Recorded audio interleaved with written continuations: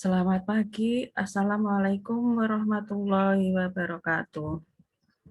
Pagi ini atau siang ini, pertemuan yang kelima, materi perkuliahan hukum bisnis tanggal 20 April 2021 akan kami sampaikan yaitu tentang lembaga-lembaga pembiayaan.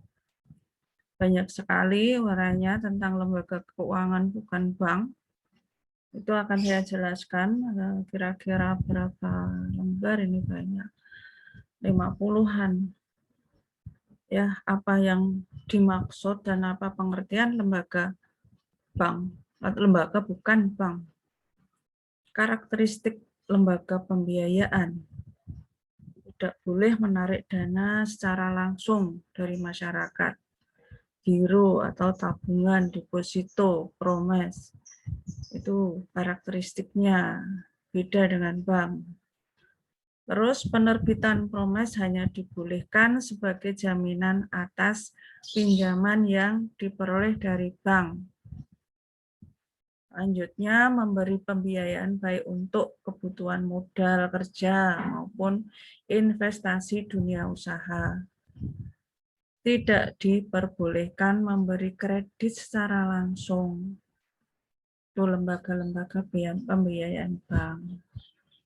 Contohnya anjak piutang atau dikatakan dengan factoring.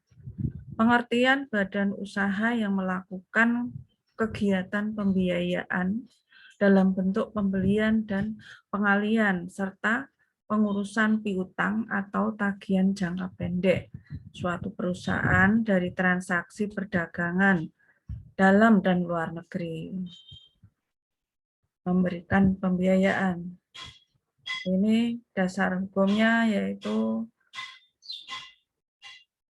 SK Keputusan Menteri Keuangan nomor 1251 KMK nomor 013 garis miring tahun 1988 tanggal 20 bulan Desember tahun 1988. Itu dasar hukumnya tentang anjak piutang. Factoring biasanya ini perusahaan mobil dealer.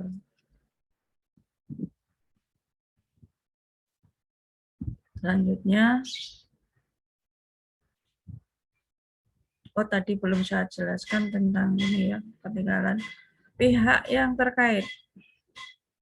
terkait lembaga-lembaga pembiayaan yaitu faktor perusahaan anjak piutang tadi, pihak yang memberikan jasa anjak piutang kepada klien, dua klien, supplier, pihak yang menerima jasa anjak piutang, dan menjual barang dan atau jasa secara kredit kepada pelanggan atau customer. Customer sendiri yaitu nasabah, pihak yang membeli barang dan atau jasa dari klien dan mempunyai kewajiban berupa hutang jangka pendek kepada klien. Contohnya dalam pembelian mobil itu jangkanya kan pendek, paling hanya 3 tahun atau 1 tahun. Ini tadi yang dinamakan anjak piutang.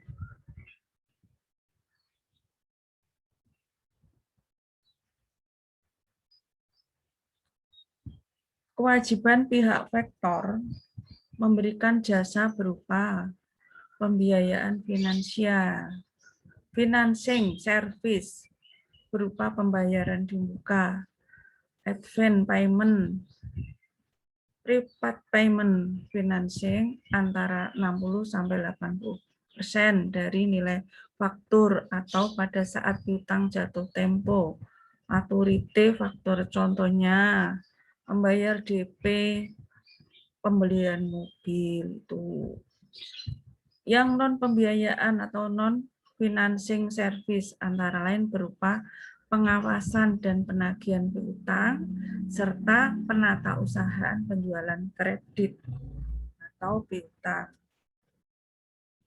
Kewajiban klien di sini menjual atau menjaminkan piutangnya kepada pihak faktor. Yang kedua, memberikan balas jasa finansial kepada pihak vektor berupa servis. Itu jasanya memberi bonus, misalnya. Memberi bonus. Jenis factoring berdasarkan jasa pelayanan yang diberikan. Jasanya apa? 1. Full service factoring, memberikan jasa secara menyeluruh baik jasa pembiayaan maupun non-pembiayaan. Servisnya ditanggung full. Invoice discounting, memberikan jasa pembiayaan saja, memberikan diskon. Bulk factoring, memberikan jasa pembiayaan dan pemberitahuan kepada customer pada saat jatuh tempo piutang, yaitu memberitahu kabar kalau ini sudah jatuh tempo. Maturity factoring, memberi jasa proteksi risiko piutang, administrasi penjualan secara menyeluruh, dan penagihan tanpa melakukan pembiayaan atau pemberian uang muka. Jadi memberikan keterangan-keterangan atau penjelasan-penjelasan tentang risiko piutangnya.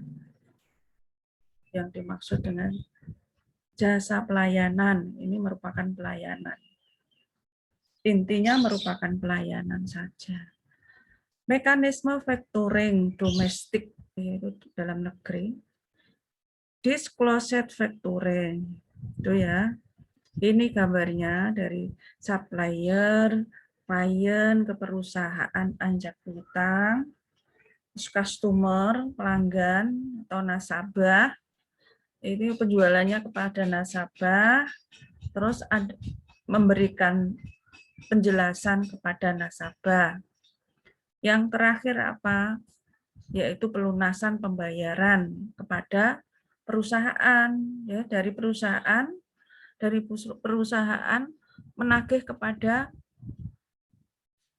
nasabah, customer atau pelanggan. Yang terakhir itu pelunasan berapa yang harus dibayar. Ya, disclosed factoring, penyerahan piutang oleh klien kepada vektor dengan sepengetahuan notifikasi pemberitahuan kepada pihak customer. Sama saya beli mobil, itu akan diberikan pemberitahuan bahwa pembayarannya sekian, nyicilnya sekian, terus jatuh tempo sekian, begitu. Sehingga hak penagihan piutang dapat beralih kepada vektor. Jadi langsung ke vektor. Itu penjelasannya. Saya sudah pernah melakukan hal itu dalam pembelian mobil. Undisclosed factoring itu supplier klien itu mengadakan penjualan faktur ke nasabah atau ke customer atau pelanggan. Klien atau supplier memberikan kopi faktur jenis pembelian barang atau jenis jasa. Terus jumlah pembayarannya berapa itu akan diberikan perusahaan anjak piutang. Pembayarannya di muka berapa persen. Nah, kalau supplier sudah ada ketentuan harus membayarkan pada anjak piutang. Terus baru dari customer atau debitur atau nasabah itu akan melunasi pembayaran kepada supplier. Nanti kalau Anda dalam pembelian mobil akan lebih paham masalah anjak piutang atau undisclosed factoring. Ya, penjelasannya ini undisclosed factoring, penyerahan piutang oleh klien kepada vektor tanpa sepengetahuan atau tanpa pemberitahuan kepada nasabah atau pelanggan. Dalam hal ini, penagihan piutang tidak dapat dialihkan kepada vektor. Jadi, nasabah harus bayar langsung ke supplier. Selanjutnya, penangguhan risiko with recourse factoring. Pihak klien menanggung risiko atas piutang yang tidak tertagih. Jadi dari klien itu menagih langsung ke customer. Without recourse factoring, yang kedua, pihak vektor menanggung risiko atas piutang yang tidak tertagih, baik sebagian atau seluruhnya sesuai perjanjian.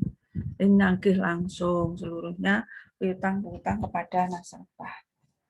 Factoring internasional, anjak piutang itu sering disebut ekspor factoring, yaitu kegiatan anjak piutang untuk transaksi ekspor-impor barang yang melibatkan dua perusahaan factoring di masing-masing negara, sehingga seluruhnya melibatkan 4 pihak, yaitu eksporter, importer, ekspor faktor, dan impor faktor.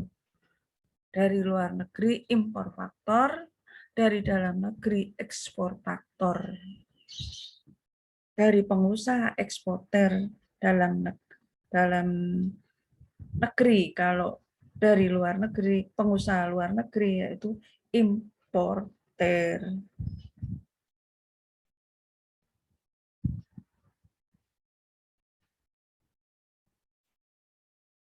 Ini mekanismenya. Factoring internasional. Indonesia mengekspor ke Jepang.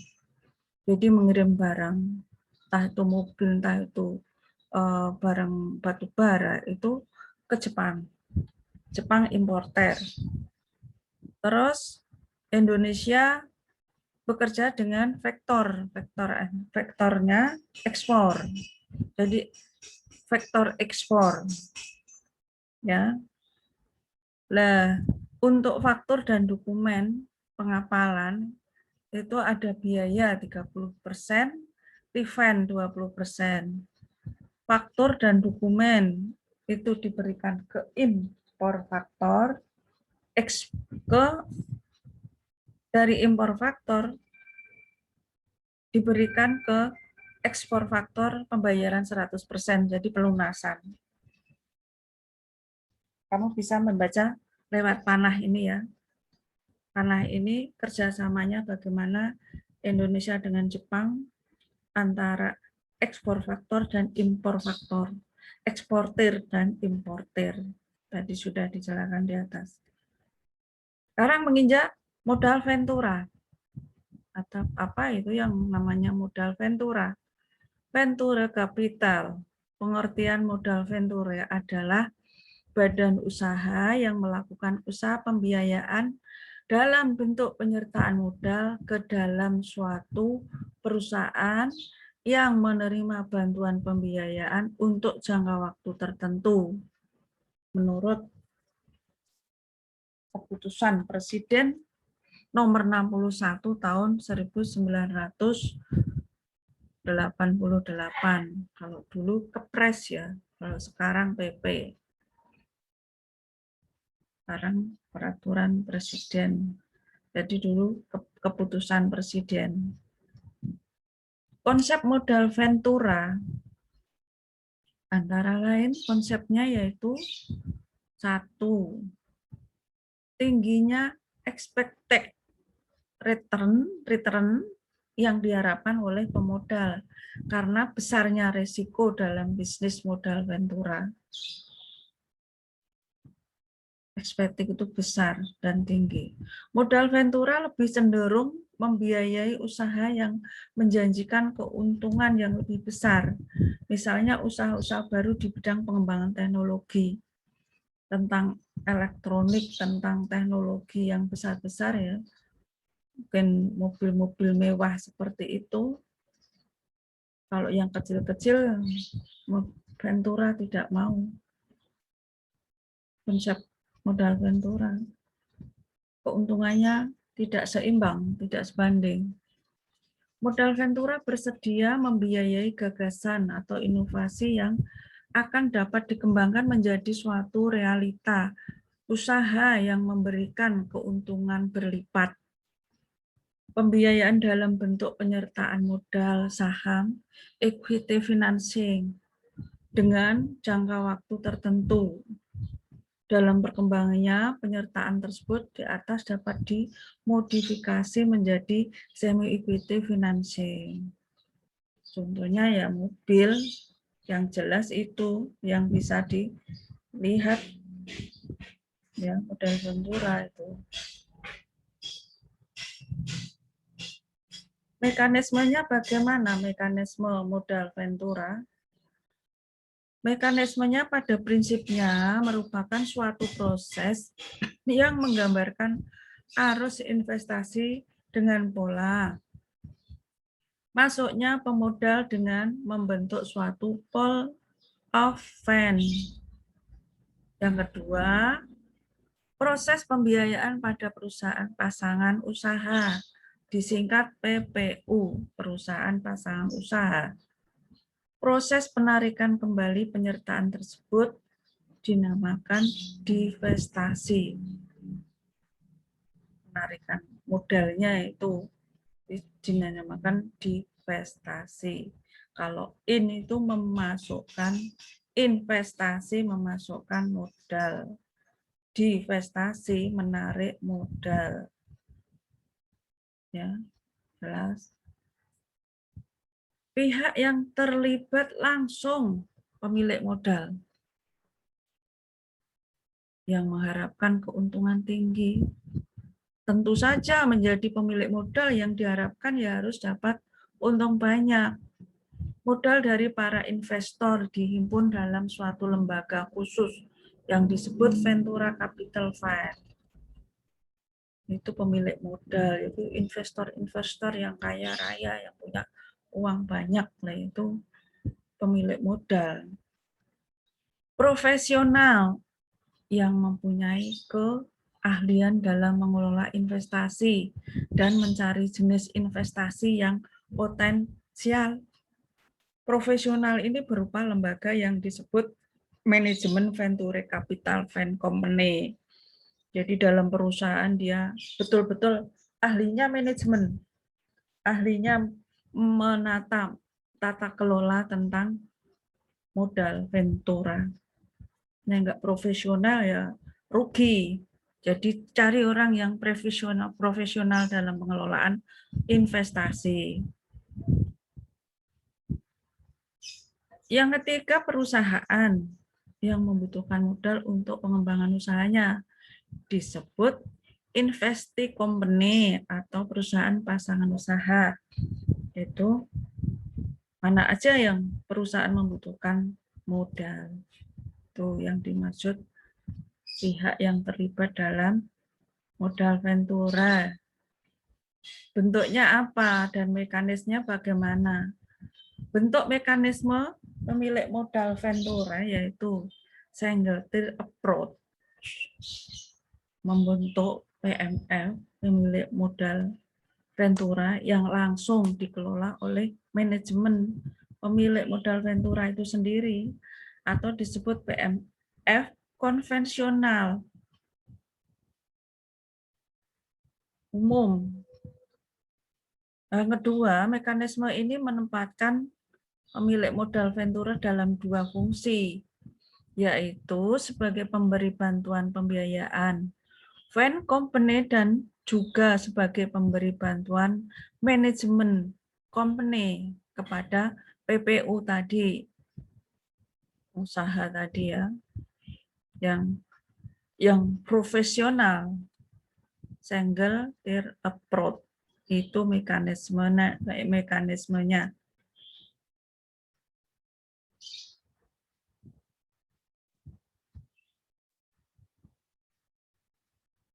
Selanjutnya, tadi berupa bentuk yang selanjutnya two-tier approach.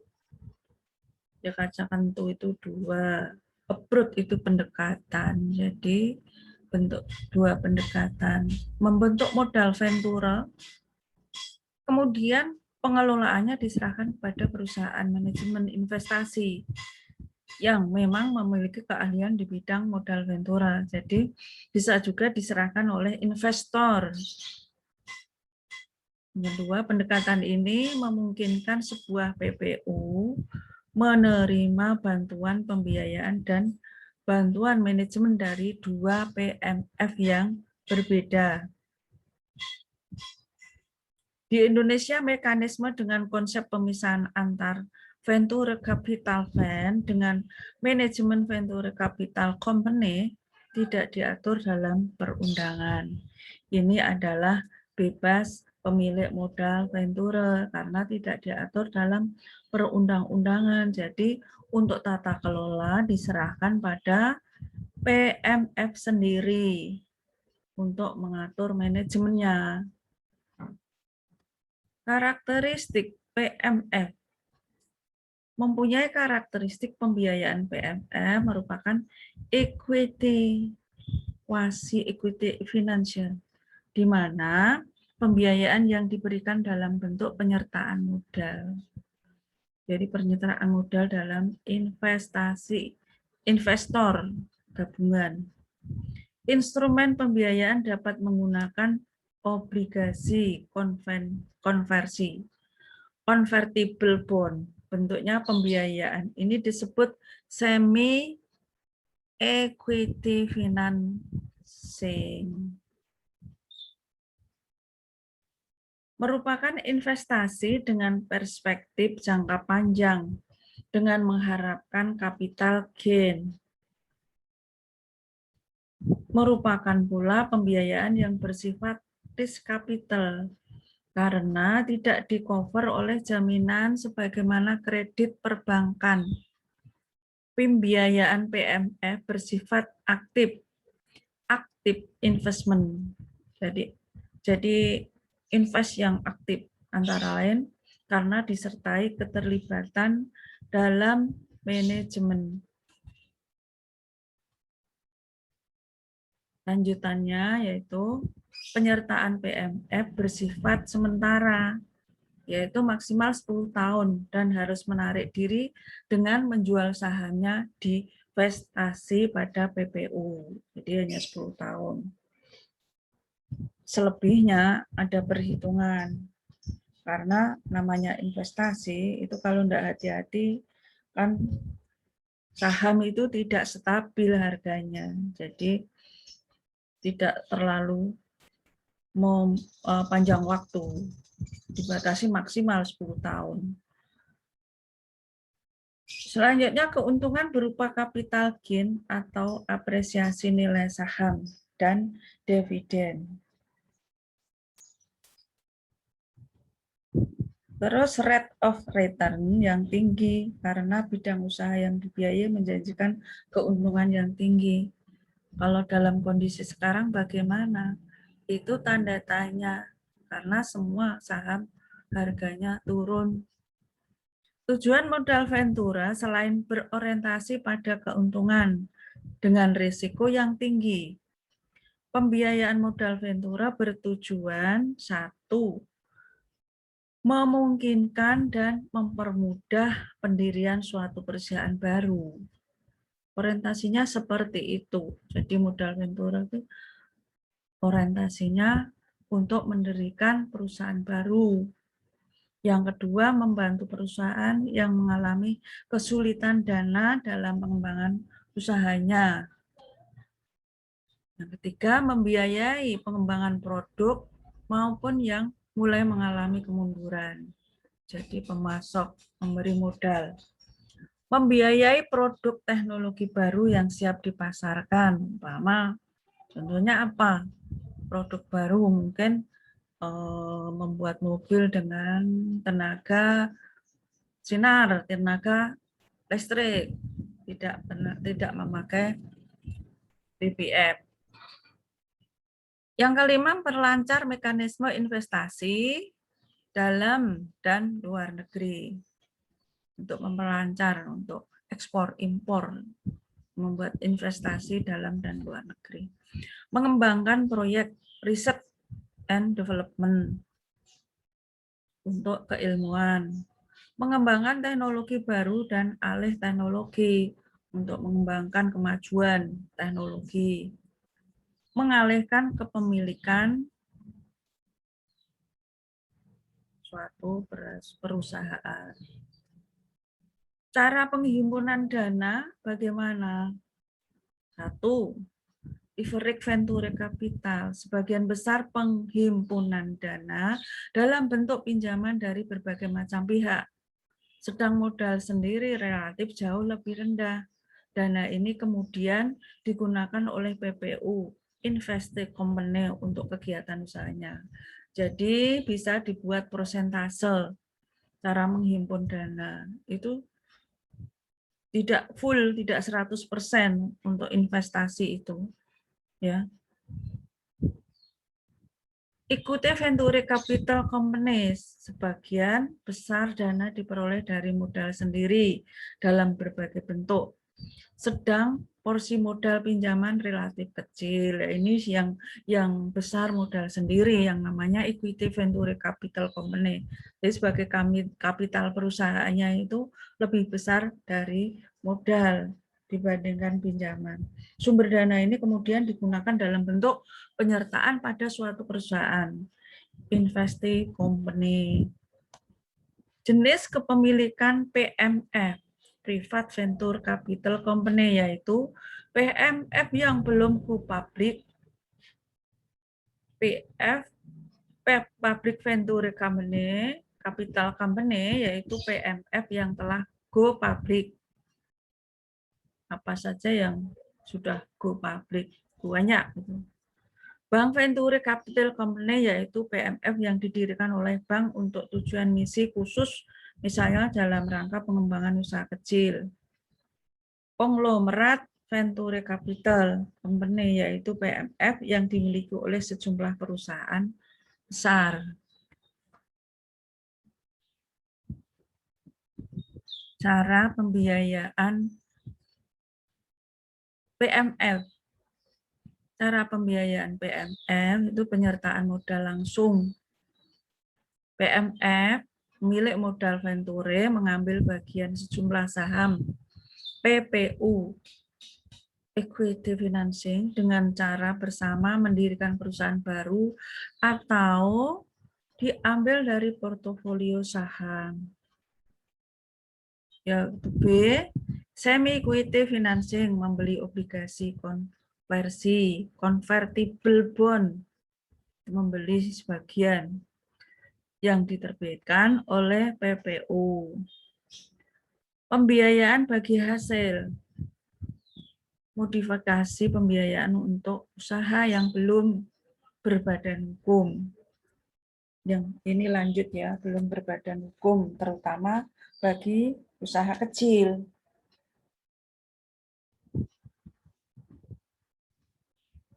Tahap-tahap pembiayaan PFF, early stage financing atau seed financing, yaitu pembiayaan pada tahap penelitian dan riset untuk mengukur viabilitas suatu objek pembiayaan.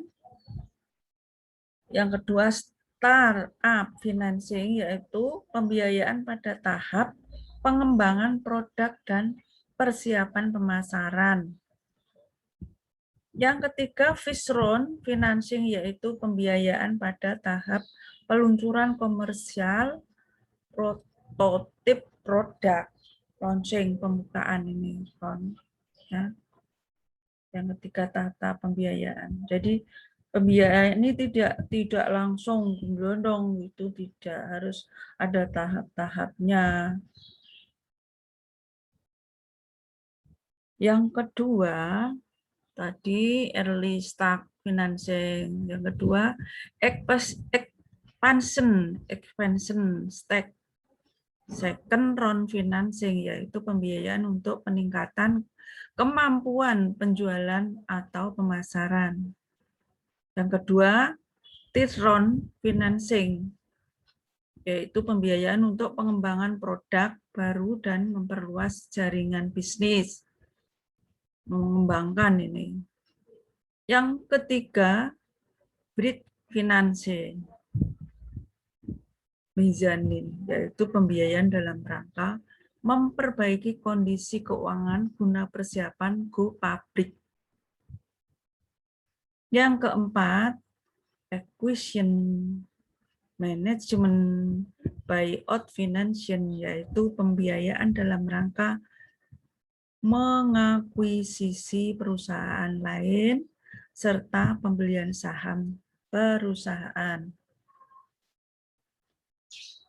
Yang ketiga, turnaround situation, pembiayaan bagi perusahaan dalam kondisi sulit dan bahkan kondisi bangkrut. Seperti halnya pada tahun-tahun ini, banyak perusahaan bangkrut, banyak perusahaan kondisinya sudah mengkhawatirkan kolaps. Ya. Menginjak divestasi modal venture. Apa tadi yang dinamakan divestasi? Modal venture yaitu penarikan, ya, penarikan modal. Merupakan tahapan akhir dari pembiayaan PMF dengan menarik kembali penyertaan saham pada PPU. Investasi, yang kedua, investasi atau penyertaan oleh PMF bersifat sementara. Pada dasarnya, kepemilikan saham oleh PMF untuk dijual kembali dalam rangka memperoleh capital gain, memperoleh keuntungan. Jadi maksimal hanya 10 tahun modal venture itu. Jadi bisa divestasi. Alternatif divestasi PMF, penawaran umum melalui pasar modal, disingkat, atau IPO, menjual kembali kepada perusahaan pasangan usaha, buyback. Jadi bisa juga sahamnya dijual lagi. Menjual penyertaan PMF kepada investor baru atau beralih dijual ke investor yang baru, mau membeli lebih tinggi apa gimana gitu. Menjual perusahaan private placement, yaitu PMF bersama PPU menjual seluruh saham kepada perusahaan lain atau individu, asal mendapatkan keuntungan. Itu intinya. Kenapa divestasi? Iya, untuk mencari keuntungan. Melikuidasi PPU. Liquidation. Nah, caranya bagaimana? Supaya sahamnya bisa diambil semua. Sekarang menginjak pada sewa guna usaha atau dinamakan dengan leasing. Financial Extender PSP 13. Sewa guna usaha adalah suatu perjanjian penyediaan barang modal yang digunakan untuk suatu jangka waktu tertentu dengan menggunakan perjanjian waktunya kesepakatan. The Inter-Accounting Standard atau IAS 17. Sewa guna usaha adalah perjanjian di mana lessor menyediakan barang aset dengan hak penggunaan oleh lise dengan imbalan pembayaran sewa untuk suatu jangka waktu tertentu. Kemarin sudah saya sampaikan tentang lessor leasing. The equipment leasing, sewa guna usaha adalah suatu kontrak antara lessor dengan lise untuk penyewaan suatu jenis barang aset tertentu langsung dari pabrik atau agen penjual oleh lise. Ini menurut SK Menteri Keuangan, Surat Keputusan Menteri Keuangan nomor 1169 KMK Menteri Keuangan, Keputusan Menteri Keuangan nomor 1 tahun 91. Sudah lama sekali, tanggal 21 November. Adalah suatu kegiatan pembiayaan dalam bentuk penyediaan barang modal, baik secara sewa guna usaha dengan hak opsi financial lease maupun tanpa hak opsi operating lease untuk digunakan oleh lease selama jangka waktu tertentu berdasarkan pembayaran secara berkala. Pihak yang terlibat dalam leasing. Kalau lessor itu perusahaan sewa guna usaha yang memiliki hak atas barang. Mempunyai produknya, mempunyai barangnya. Tapi kalau lease adalah perusahaan atau pihak pemakai barang yang bisa memiliki hak opsi pada akhir perjanjian. Supplier adalah pihak penjual barang yang disewa guna usahakan. Bank itu sama dengan kreditur, dapat terlibat walaupun secara tidak langsung mengenai mungkin pinjaman keuangan. Nah, ini mekanisme transaksi leasing. Lessor itu sebagai pemilik. Lease itu pengguna. Supplier itu berhak yang menjual. Lease menghubungi supplier untuk menentukan jenis barang, spek, harganya berapa, waktu pengiriman, dan jaminan purna jual atas barang yang di lease. Lease melakukan negosiasi dengan lessor tentang kebutuhan pembiayaan. Lessor mengirim letter of offer atau komitmen letter kepada lease. Ya, ini sudah jelas toh. Satu di sini pertama satu ini lease ke supplier. Yang kedua ini lease ke lessor. Yang ketiga juga lease ke lessor.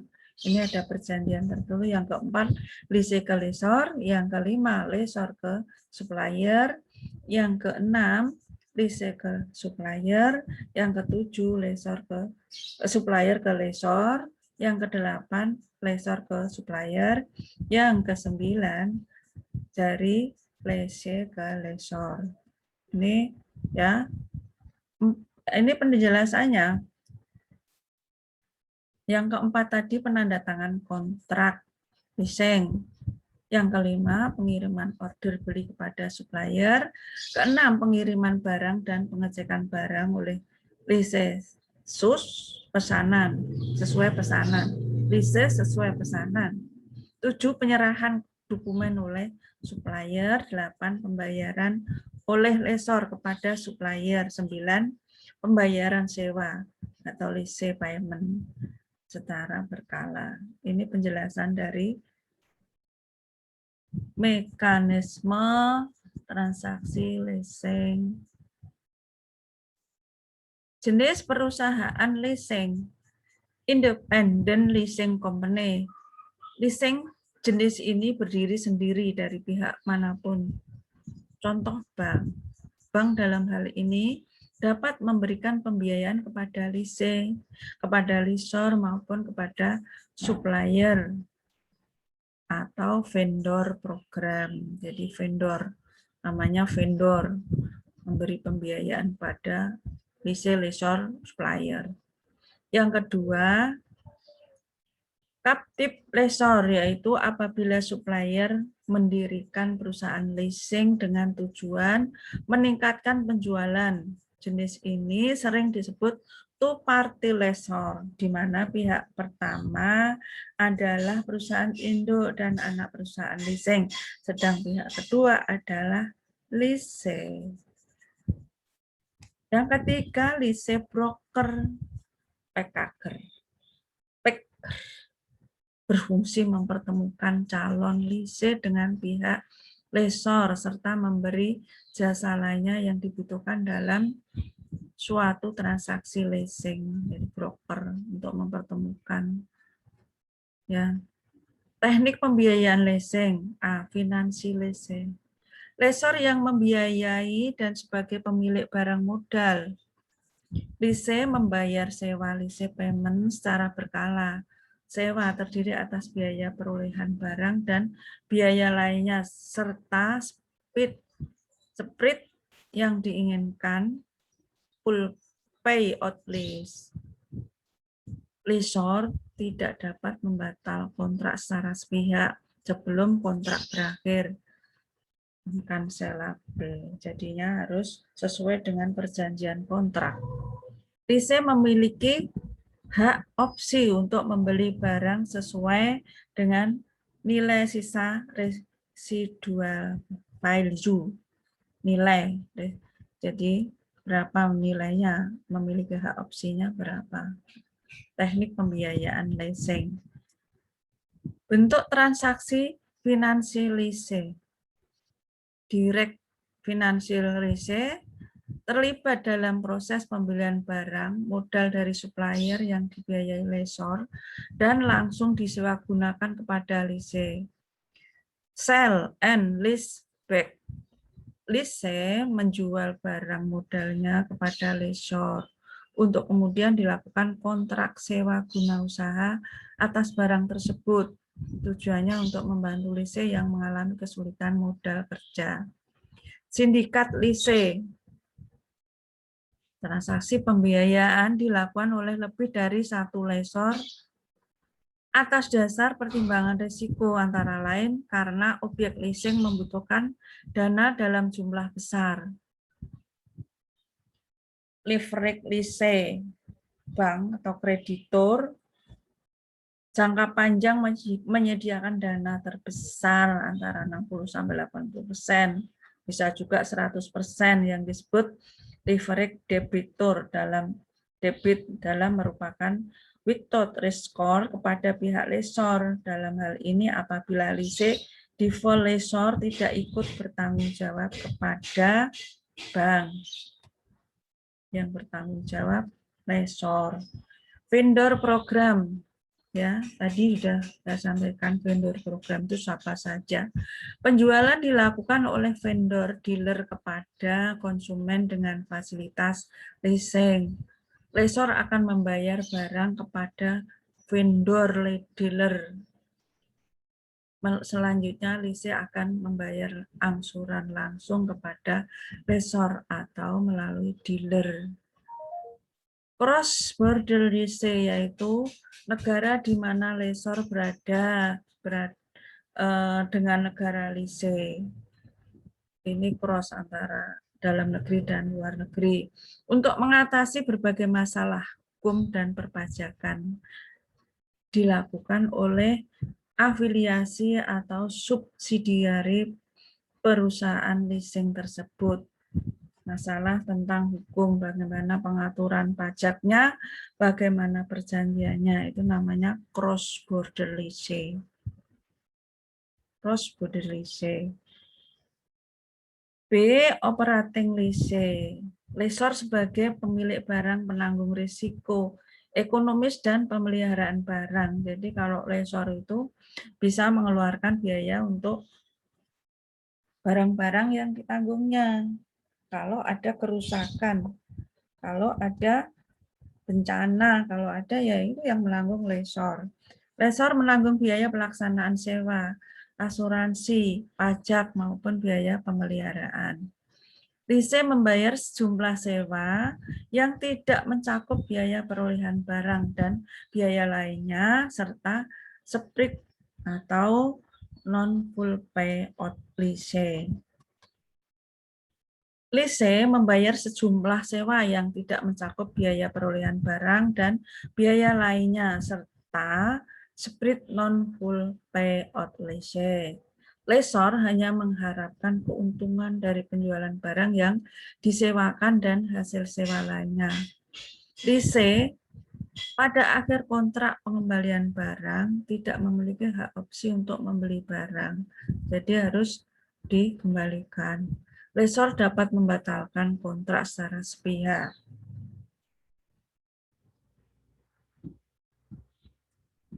Sampai metode pembayaran sewa, yaitu terdiri dari payment in advances. Pembayaran sewa untuk pertama kalinya dilakukan di muka, yaitu pada tanggal kontrak ditandatangani. Yang kedua, payment in arrears.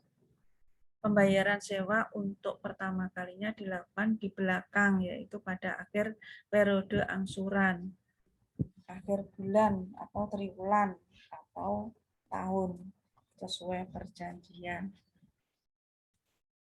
Faktor penetapan sewa terhadap yaitu nilai barang, simpanan jaminan atau security deposit, nilai sisa residual value, namanya nilai sisa, jangka waktu, tingkat bunga, berapa bunganya berapa persen, jangka waktunya berapa tahun, terus nilai sisanya berapa.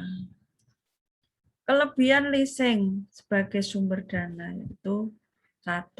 Pembiayaan penuh dapat sampai 100% full buyout. Kelebihan leasing. Lebih fleksibel, jumlah sewa dapat disesuaikan dengan pendapatan yang dihasilkan oleh objek leasing. Sumber dana alternatif terlepas dari kredit line yang ada dari pihak lain. Off balance sheet tidak ada keharusan mencatat dalam neraca. Arus dana yaitu dengan adanya keluasan pengaturan pembiayaan dari perusahaan tersebut. Proteksi inflasi karena sewa tetap perlindungan atas kemajuan teknologi, terhindar dari risiko barang yang out of date. Dari out of date itu habis waktu. Sumber pelunasan kewajiban berasal dari modal kerja oleh adanya barang yang di-lease.